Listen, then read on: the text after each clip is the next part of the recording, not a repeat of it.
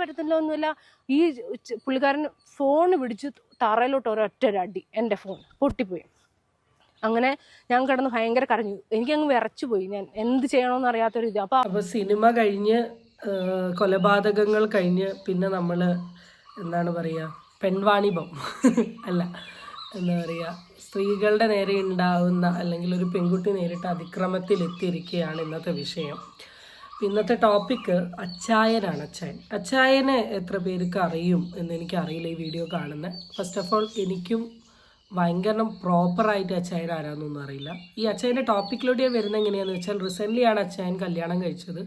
എന്തായാലും ഒരു 40 വയസ്സിന് മുകളിൽ അച്ചായൻ ഉണ്ടാവുന്ന തോന്നുന്നത്. കല്യാണം കഴിച്ച കുട്ടിക്ക് 24 വയസ്സേ ഉള്ളൂ. അതുകൊണ്ട് തന്നെ ആ വീഡിയോ ഭയങ്കര വൈറലായിരുന്നു. അങ്ങനെയാണ് ഈ വീഡിയോ നോക്കിയപ്പോഴാണ് അച്ചായൻ ആരാ നോക്കുമ്പോൾ തൊപ്പിയുടെ ഫ്രണ്ടാണെന്നും തൊപ്പിയും അച്ചാനും ലൈവ് സ്ട്രീമിങ് ചെയ്യുന്ന ആളാണെന്നും മനസ്സിലായി. അപ്പം ഞാൻ തൊപ്പീനെ ഓട്ടോമാറ്റിക്കലി നമുക്കറിയാം, യൂട്യൂബ് അത്യാവശ്യം ഹാൻഡിൽ ചെയ്യുന്ന ആൾക്കാർ എന്തായാലും തൊപ്പിയുടെ വീഡിയോസും കാര്യങ്ങളും കണ്ടിട്ടുണ്ടാകും. പക്ഷേ തൊപ്പിയും അച്ചായനും ഉള്ള ഒരു ലൈവ് സ്ട്രീമിംഗ് ഒന്നും ഞാൻ കണ്ടിട്ടില്ല. അപ്പം അത്യാവശ്യം സോഷ്യൽ മീഡിയ ഫെയിമിൽ നിൽക്കുന്ന ഒരാളാണ് അച്ചായൻ. അപ്പം അതുകൊണ്ട് തന്നെ അച്ചായൻ്റെ കല്യാണം ഭയങ്കര വിവാദമായിരുന്നു. കുറേ ആൾക്കാർ അതിനെപ്പറ്റി എന്തൊക്കെയോ റിയാക്ഷൻ വീഡിയോസ് ചെയ്തിരുന്നു.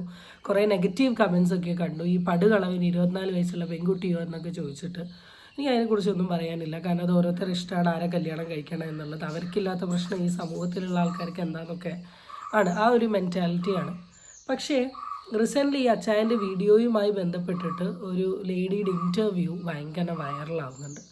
സോ അതാണ് ഞാൻ സ്റ്റാർട്ടിങ്ങിൽ ആഡ് ചെയ്ത ക്ലിപ്പ്. സോ ഇതിനെപ്പറ്റി നമുക്ക് എന്താ ബാക്കി ഇൻ്റർവ്യൂസ്. ഫസ്റ്റ് ഓഫ് ഓൾ ആ ഇൻ്റർവ്യൂ പീസസ് സംസാരിക്കുന്നതിന് മുമ്പ് ഫസ്റ്റ് തിങ് എനിക്ക് പറയാനുള്ളത്, റൈറ്റ് ടൈം എന്ന് പറയുന്നൊരു സാധനമുണ്ട്, ശരിയായ സമയം. ഇപ്പം അച്ചായൻ തെറ്റുകാരനായിരിക്കാം, അച്ചായൻ തെറ്റ് ചെയ്തിട്ടുള്ള വ്യക്തിയായിരിക്കാം. പെൺകുട്ടി ഇപ്പോൾ ഇൻ്റർവ്യൂവിൽ പറഞ്ഞതുപോലെ വളരെ മാനസികമായിട്ടും ശാരീരികമായിട്ടും ഒരുപാട് പ്രശ്നങ്ങളിൽ കൂടെ ഈ പെൺകുട്ടി അച്ചായൻ കാരണം കടന്നു പോയിട്ടുണ്ട്. I respect everything. പക്ഷേ ഞാൻ പറയുന്നത്, എല്ലാ കാര്യവും പറയുന്നതിന് ഒരു ശരിയായ സമയമുണ്ട്.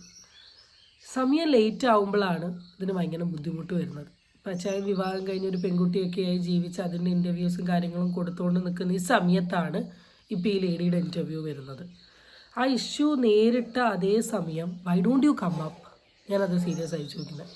ആ പ്രശ്നം അനുഭവിച്ച സമയത്ത് why don't you come up, എന്തുകൊണ്ട് പുറത്തു വന്നില്ല, എന്തുകൊണ്ട് ഇൻ്റർവ്യൂ ചെയ്തില്ല, എന്തുകൊണ്ട് ഇത് റിലേറ്റ് ചെയ്തിട്ട് കേസോ കാര്യങ്ങളോ ഒന്നും കൊടുത്തില്ല. ഞാൻ എപ്പോഴും ആലോചിക്കലുണ്ട്, ഏത് കേസിലാണെങ്കിലും ഓപ്പോസിറ്റ് സൈഡിലുള്ള ആളുടെ ലൈഫ് ഒന്ന് മാറിക്കഴിയുന്ന ടേണിലാണ് എന്ത് ചെയ്യുക, ഇങ്ങനൊരു കോൺട്രവേഴ്സീസ് വരിക. കാരണം ചേട്ടൻ കല്യാണം കഴിഞ്ഞ് 2-3 ചാനൽസിൽ ഇൻ്റർവ്യൂസൊക്കെ കൊടുത്തുകൊണ്ട് നിൽക്കുകയായിരുന്നു. അപ്പോഴാണ് ഈ കോൺട്രവേഴ്സീസ് വന്നത്. So I'm asking why you are late. ഈ ലേറ്റ് ആകുമ്പോഴുള്ള പ്രശ്നം എന്താ അറിയോ, ഈ കാണുന്ന 1, 2, 3, 4 പേർക്കെങ്കിലും കുറേ പേര് എന്തായാലും വിക്ടിം സൈഡിലുണ്ടാവില്ല എന്നല്ല പറഞ്ഞു. ഈവൻ ഐ എം ഓൾസോ ഒരു 3, 4, 5 പേർക്കോ അല്ലെങ്കിൽ അച്ചായനെ പ്രൂവ് ചെയ്യാൻ പറ്റും. ഇത്രയും കാലം ഒന്നും പറഞ്ഞിട്ടില്ല, ഇപ്പോൾ വന്ന് പറഞ്ഞിരിക്കുന്നത്. കാരണം ഞാൻ മര്യാദയ്ക്ക് ജീവിക്കുന്നത് കണ്ടപ്പോൾ എൻ്റെ ജീവിതം നശിപ്പിക്കാൻ വേണ്ടി വന്നതാണ് എന്നൊക്കെ പറയാം. അപ്പോൾ അതുകൊണ്ടാണ് ഞാൻ പറയുന്നത്, ആരാണെങ്കിലും എന്തെങ്കിലുമൊക്കെ പ്രശ്നം അനുഭവിക്കുന്നുണ്ടെങ്കിൽ ആ മൊമെൻ്റ്, ആ സെക്കൻഡ് വന്ന് അതങ്ങ് പറയണം. അല്ലാണ്ട് ഒരു 2 വർഷം 3 മാസമൊക്കെ കഴിഞ്ഞ് കഴിഞ്ഞതിന് ശേഷം അത് സംസാരിച്ചിട്ട് കാര്യമില്ല. വിത്തിൻ സെക്കൻഡ് ഓക്കെ നമ്മളത് നോർമലി റിപ്ലൈ കൊടുക്കുന്നു, വിട്ടു. ഒരു ദിവസം ഈ പുള്ളിക്കാരൻ വിളിച്ചിട്ട് എന്നോട് ചോദിക്കുന്നു, പുള്ളിയുടെ അമ്മ ഇങ്ങനെ എത്ര ഏജ്ഡ് ആയിട്ടുള്ള ഒരാളാണ്, 82, 86 വയസ്സുണ്ടെന്ന് പറഞ്ഞു. നമ്മൾ ശരി, അപ്പോൾ എനിക്ക് അമ്മയെ നോക്കാൻ ഒരാളെ വേണം, ആരെങ്കിലും അറിവിലുണ്ടോ എന്ന് ചോദിച്ചു. ഞാൻ പറഞ്ഞു എനിക്കറിയില്ല. അപ്പം ഞാനിങ്ങനെ ലീവ് നിൽക്കുന്ന സമയം, അപ്പം ഞാനിങ്ങനെ ജോലി ട്രൈ ചെയ്തുകൊണ്ടിരിക്കുക. കാരണം നമ്മുടെ ചിലവുകൾ നമുക്ക് തന്നെ നോക്കാമല്ലോ എന്നുള്ള രീതിയിൽ നോർമലി. ഫസ്റ്റ് പാർട്ടിൽ പറയുന്നത് ഒരു ഈ അച്ചായൻ്റെയും ഈ ലേഡിയുടെയും ഇൻ്റർവ്യൂ ഇതിന് മുമ്പുള്ളതും ഭയങ്കര വൈറലായിരുന്നു. ഇവർ രണ്ടുപേരും റിലേറ്റ് ചെയ്തിട്ടുള്ള ചില ഫോട്ടോ ക്ലിപ്പിങ്സ്, ഫോട്ടോയുമായി ബന്ധപ്പെട്ടിട്ടുള്ള വിഷയവും ഉണ്ടായിരുന്നു. അതിൻ്റെ കൂട്ടത്തിൽ അച്ചായൻ്റെ ഒരു റിലേറ്റീവ് വന്നിട്ടുള്ള ഒരു ഓഡിയോയും ഭയങ്കര ഡിസ്കഷനിലൊക്കെ നിൽക്കുന്നുണ്ട്. ആ ടോപ്പിക്സ് ഒന്നും ഞാൻ സംസാരിച്ചിട്ടില്ല. ഇതിൽ ബേസിക്കലി ലേഡി പറയുന്നത് അച്ചായനുമായി എങ്ങനെയാണ് പരിചയമായത് ചോദിച്ച സമയത്തുള്ളൊരു റിപ്ലൈ ആണ്. That simple. അവരൊരു കോമൺ പ്രോഗ്രാമിൽ വെച്ച് കണ്ടു, പിന്നെ അച്ചായൻ നമ്പർ എടുത്തു, കോണ്ടാക്ട് ചെയ്തു. അമ്മ കുറച്ച് ഏജുള്ള ആളാണ്, അമ്മേനെ ടേക്ക് കെയർ ചെയ്യാൻ ആരുടെയെങ്കിലും ഒരാളുടെ സഹായം വേണം. സോ എന്താണ്, വീട്ടിൽ ഹോം നേഴ്സ് അതിനെ കണ്ടുപിടിക്കാൻ സഹായിക്കാമോ എന്നൊക്കെയാണ് ചോദിക്കുന്നത്. അങ്ങനെ അവർക്ക് ഹോം നേഴ്സിനെ ഒന്നും കിട്ടിയില്ല. അങ്ങനെ പിന്നെ അമ്മ വിളിച്ച് ക്യാൻവാസ് ചെയ്ത് അമ്മേൻ്റെ സംസാരത്തിലും അമ്മേൻ്റെ ഒരു ഇമോഷൻ്റെ പുറത്തൊക്കെ എന്ത് ചെയ്തു, ഹോം നേഴ്സായിട്ട് ആ വീട്ടിൽ കയറി. ഇതാണ് സിമ്പിളായിട്ട് പറഞ്ഞത്.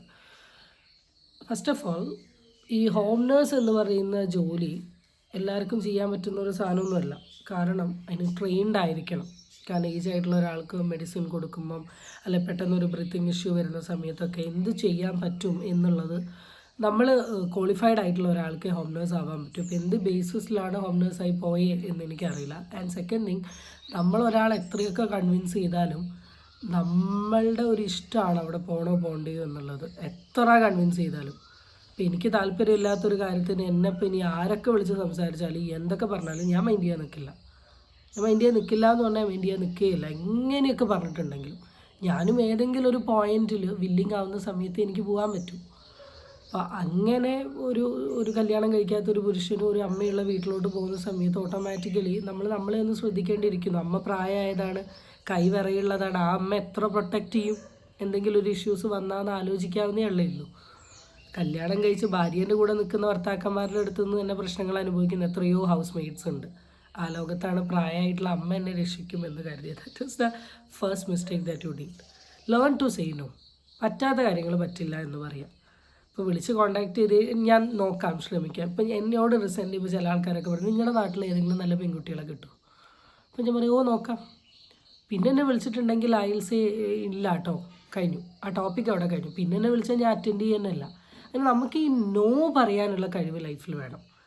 ഒരു സെൻറ്റിമെൻ്റൽ അപ്രോച്ചിലോ ഇമോഷനിലോ നമ്മൾ വീണ് പോകുമ്പോഴാണ് ഈ പ്രശ്നം വന്നത്. ആ അമ്മയുടെ വർത്തമാനത്തിൽ അച്ഛൻ്റെ വർത്തമാനത്തിൽ വീണ് പോയി അവിടെ പോയതുകൊണ്ടാണല്ലോ ഇത്രയും കോൺട്രവേഴ്സീസ് ഉണ്ടായിട്ടുള്ളത്. So first learn to say no.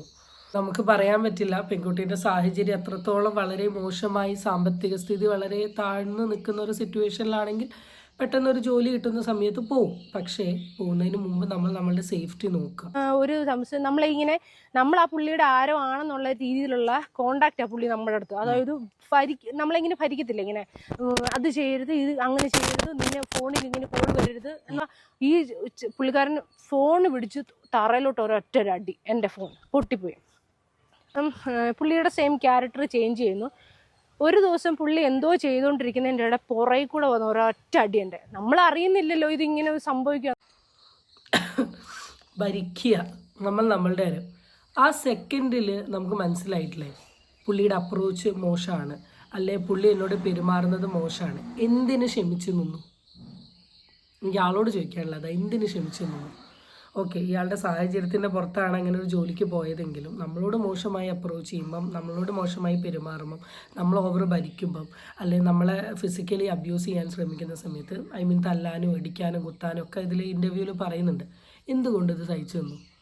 Y could you say bye and പോകും? അപ്പോൾ എനിക്കിപ്പോൾ എൻ്റെ സ്ഥാപനത്തിൽ നിന്ന് പെട്ടെന്ന് ഇറങ്ങി പോകാൻ പറ്റില്ല. കാരണം ഞാൻ ഇറങ്ങുന്നതിന് മുമ്പ് പുതിയൊരു സോഷ്യൽ വർക്കർ വന്ന് എൻ്റെ ഡ്യൂട്ടീസും റെസ്പോൺസിബിലിറ്റിയും പുള്ളിക്കാരീനെ പഠിപ്പിച്ച് 1 മന്തിനുള്ളിൽ എനിക്ക് ഇറങ്ങി പോകാൻ പറ്റും. I have A period.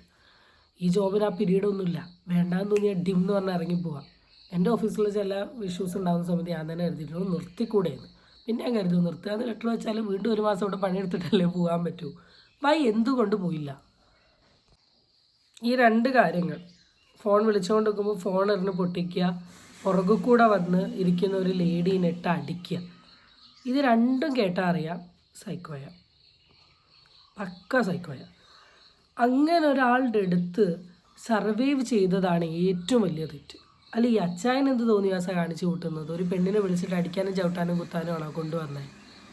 അയാളുടെ ഒരു ആറ്റിറ്റ്യൂഡോ സംസാരമോ വർത്താനോ കണ്ടിട്ടുണ്ടെങ്കിൽ തന്നെ മനസ്സിലാവും പുള്ളിക്കാരൻ ഫ്രോഡാണെന്നുള്ളത്.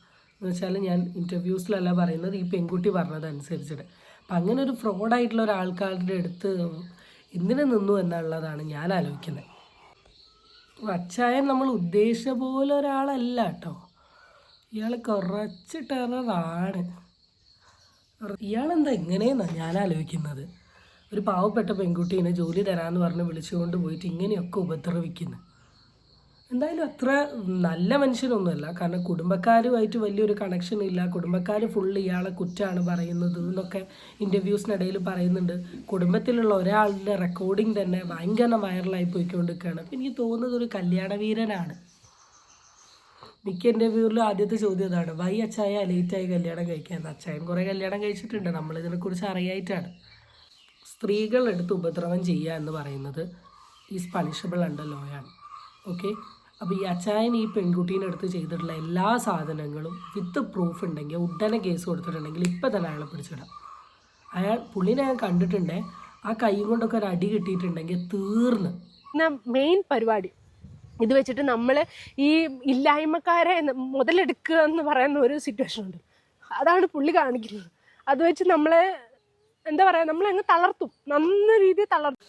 ഈ സിറ്റുവേഷനിൽ പെൺകുട്ടി പറഞ്ഞ കാര്യം എനിക്ക് ഭയങ്കര മനസ്സിലാവുന്നുണ്ട്. കാരണം പെൺകുട്ടികൾ ഭയങ്കര എന്താ പറയുക, കുറച്ച് പേടിയൊക്കെ കൂടുതലുള്ള ആളാണ്. എന്ന് വെച്ചാൽ എത്രയൊക്കെ നമ്മൾ പെൺകുട്ടികൾ സ്ട്രോങ് ആവണം, ബോൾഡ് ആവണം എന്ന് പറഞ്ഞാൽ, ഇപ്പോൾ പുള്ളി ആ കുട്ടിയുടെ സാഹചര്യം മനസ്സിലാക്കിക്കൊണ്ട് ഭീഷണിപ്പെടുത്തിയിട്ടുണ്ടെങ്കിൽ ഓട്ടോമാറ്റിക്കലി ആ ഒരു സിറ്റുവേഷനിൽ കുട്ടി എന്തായി പോകും, ഭയങ്കര സൈലൻ്റ് ആയി പോകും. അവിടെ ആ കുട്ടിക്ക് ഒന്നും ചെയ്യാൻ പറ്റില്ല, ഒരു ദയനീയ അവസ്ഥയാണ് കാണുന്നത്. അവസരം മുതലാക്കലും കൂടി ഇയാളുടെ സ്വഭാവമാണെന്നാണ് എനിക്ക് തോന്നുന്നത്. പുള്ളിക്കാരനെ ഭയങ്കര സെൻറ്റിമെൻ്റൽ അപ്രോച്ചാണ്. അതെനിക്ക് എല്ലാത്തിലും തോന്നിയിട്ടുണ്ട്. ഈ ഒരു കുട്ടിയുടെ വിഷയത്തിൽ മാത്രമല്ല, ഈവൻ റീസെൻ്റ്ലി ആളുടെ ഇൻ്റർവ്യൂസ് കാണുകയാണെങ്കിലും അല്ലെങ്കിൽ പുള്ളീൻ്റെ ചില റീൽസ് എന്ന് വെച്ചാൽ അക്കൗണ്ടിൽ അപ്ലോഡ് ചെയ്യുന്ന ചില വീഡിയോസ് കാണുകയാണെങ്കിൽ ആ ഒരു സാധനം എനിക്ക് എപ്പോഴും ഫീൽ ചെയ്തിട്ടുണ്ട്. ഓവർ ഒരു സെൻറ്റിമെൻറ്റ്സ്, സങ്കടം, സ്വയം സഹതാപങ്ങളൊക്കെ കാട്ടിയിട്ട് പബ്ലിക്കിനെ അങ്ങ് കൺവിൻസ് ചെയ്യുന്ന ഒരു സാധനം. ഞാൻ എന്തോ ഒരു സ്നേഹത്തിൻ്റെ ഉടമയാണ്, ഞാൻ എല്ലാമാണ് എന്നൊരു സാധനം എപ്പോഴും എനിക്ക് തോന്നിയിട്ടുണ്ട്. ഈവൻ അമ്മേനെയാണെങ്കിൽ ഒരു ഓവർ കെയറിങ്, ഏത് സാധനം ഇങ്ങനെ ഈ ഓവറാക്കി കാണിക്കുമ്പോൾ ഇങ്ങനെ പൊല്ലിപ്പിച്ച് കാണിക്കുന്ന പോലെ എനിക്ക് പേഴ്സണലി തോന്നിയിട്ടുണ്ട്. അത് തന്നെയാണ് ഈ കുട്ടിയും പറഞ്ഞിട്ടുള്ളത്, അമ്മയുടെ അസുഖം വിറ്റ് ക്യാഷ് ആക്കി എന്നുള്ള കാര്യം. അപ്പോൾ അടുത്ത വീഡിയോയിൽ അമ്മേനെ കുറിച്ചാണ് പറയുന്നത്. നമുക്കറിയില്ല അമ്മേനെ കുറിച്ചുള്ള കാര്യങ്ങൾ, ഇതൊരു ഒരാളുടെ ഒരു പേഴ്സണൽ ഒപ്പീനിയനാണ്. എന്തായാലും ഇത്രയൊന്നും അനുഭവിക്കാണ്ട് ആ പെൺകുട്ടി ഒരിക്കലും ഇത്രയും വളരെ ബോൾഡായിട്ട് ഫ്രണ്ടിൽ വന്ന് നിന്ന് ഒരിക്കലും ഈ ഇൻ്റർവ്യൂ കൊടുക്കൂല, സംസാരിക്കൂല. ഇതാണ് അച്ചായൻ്റെ സ്വഭാവമെങ്കിൽ അച്ചായൻ കുറച്ച് ഉണ്ടതുണ്ടതുണ്ട് എന്നാണ് എനിക്ക് തോന്നുന്നത്. കാരണം ബ്രൂട്ടലി, ഫിസിക്കലി ഒരു പെൺകുട്ടീനെ അബ്യൂസ് ചെയ്യുക, ഭീഷണിപ്പെടുത്തുക, സാഹചര്യം മനസ്സിലാക്കുക, ഒരുപാട് പെൺകുട്ടികളെ കൊടുക്കുക, അമ്മേൻ്റെ കാര്യത്ത് പറഞ്ഞ് മോശമായ രീതിയിൽ പൈസയും അങ്ങനത്തെ കാര്യങ്ങൾ ഉണ്ടാക്കുക, ഇല്ലാത്ത സെൻറ്റിമെൻ്റൽ അപ്രോച്ച് കൊണ്ടുവരിക. 3064555 എന്നൊക്കെ പറയുകയാണെങ്കിൽ ഒരുപാട് നിയമത്തിൽ കൊടുക്കേണ്ട തോന്നിവാസങ്ങൾ കാണിച്ചു വെച്ചിട്ടുണ്ട്. അപ്പോൾ ചേച്ചി എൻ്റെ അടുത്ത് പറഞ്ഞു, എന്നെ സിനിമ പ്രൊഡ്യൂസ് ചെയ്യാന്നുള്ള പേരിൽ എൻ്റെ കയ്യിൽ നിന്ന് 3.5 കോടി ഈ പുള്ളി സോജൻ വാങ്ങിച്ചിട്ടുണ്ട്. അതുകൂടാതെ 50,000 രൂപ നിനക്ക് ഈ പൈസ തരാൻ കഴിവുണ്ട്. തുടർന്നുള്ള ദിവസങ്ങളിൽ അച്ചായൻ്റെ കുറേ ലീലാവിലാസങ്ങൾ വരുമെന്നാണ് ഈ വീഡിയോ ക്ലിപ്പിങ്ങിൽ കൂടെ എനിക്ക് മനസ്സിലായിട്ടുള്ളത്.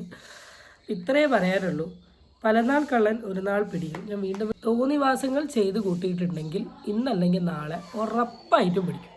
പിന്നെ ഇപ്പോൾ ഈ വിക്ടിമിനോട് എനിക്ക് പറയാനുള്ളത്, സഹിച്ചു നിൽക്കണ്ട. എന്തായാലും ലേറ്റായി എന്ന് കരുതി ഈ ഒരു മൊമെൻറ്റിലെങ്കിലും നിങ്ങൾക്ക് ലീഗലി പോവാം, കേസ് കാര്യങ്ങളൊക്കെ ഫയൽ ചെയ്യാം. നിങ്ങളുടെ ഭാഗത്താണ് ശരിയെങ്കിൽ ഉറപ്പായിട്ടും നീതി നിങ്ങളുടെ സൈഡിൽ കിട്ടും. ഇനി ഇതിൻ്റെ ബാക്ക് സൈഡിൽ ഇതുപോലെ കുറേ പ്രശ്നങ്ങൾ അനുഭവിക്കുന്ന ആൾക്കാർ നിങ്ങളുണ്ടെങ്കിൽ സോഷ്യൽ മീഡിയ പ്രൊഫൈലിൽ വന്ന് കാര്യങ്ങൾ തുറന്നു പറയാൻ താല്പര്യമില്ലെങ്കിൽ തൊട്ടടുത്തുള്ള പോലീസ് സ്റ്റേഷനിൽ പറഞ്ഞിട്ടെങ്കിലും ഇങ്ങനത്തെ ചതിയിൽ നിന്ന് ആവുക. അപ്പം ഇങ്ങനത്തെ എന്തെങ്കിലും ഇഷ്യൂസിൽ കൂടെ നിങ്ങൾ ഫ്രണ്ടോട്ട് കടന്നു പോകുന്നുണ്ടെങ്കിൽ പെട്ടെന്ന് എടുക്കേണ്ട തീരുമാനങ്ങളൊക്കെ പെട്ടെന്ന് എടുക്കുക. വളരെ ലേറ്റ് ആയിട്ടുണ്ടെങ്കിൽ പിന്നെ അത് നമ്മളിൽ ഉണ്ടാക്കുന്ന ഇമ്പാക്റ്റ് വളരെ വലുതായിരിക്കും. പിന്നെ അച്ചായ തെറ്റ് ചെയ്തിട്ടുണ്ടെങ്കിൽ അങ്ങ് സമ്മതിച്ചാണ്, വെറുതെ ഇനിയും ഭീഷണിപ്പെടുത്തിയിട്ട് ഇപ്പോൾ അവങ്ങളെ വായടിപ്പിക്കാൻ നിൽക്കണ്ട. Okay, so guys, stay tuned for the next video.